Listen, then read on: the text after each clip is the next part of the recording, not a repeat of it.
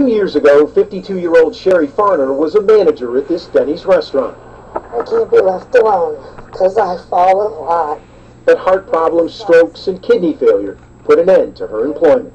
This is the hardest thing I've ever been through, and I would wish this on nobody.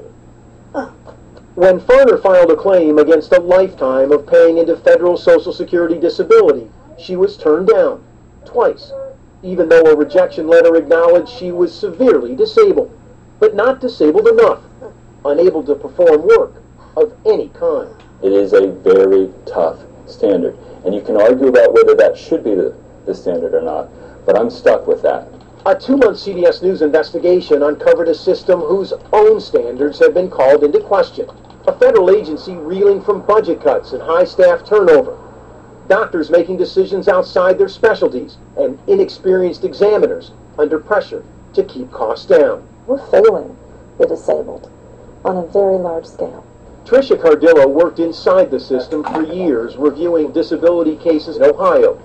She now fights for those seeking disability benefits. There were a lot of times when I was fighting with management because I wanted to approve a claim, and I had to go through so many steps and jump so many hurdles to do that.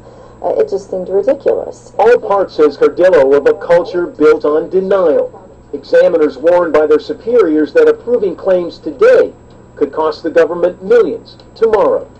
So are you saying, in essence, there was a quota system? You couldn't go above a certain quota for approvals? Every state had different numbers, but they know that a certain percentage of people, once denied, will never file an appeal.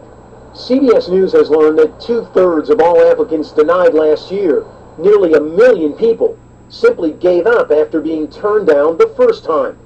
Given how many claims are ultimately approved, that could mean hundreds of thousands of Americans are not getting the benefits they paid for and deserve.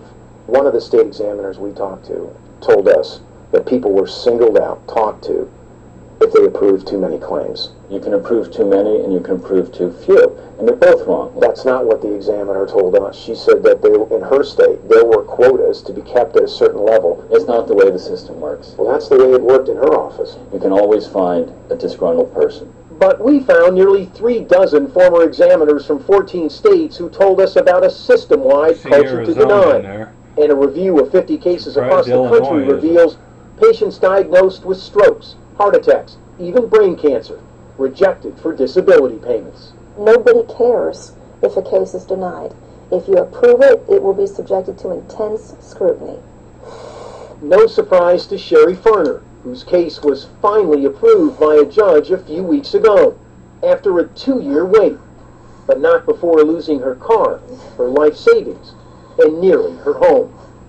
Armin Katayan, CBS News, Atlanta.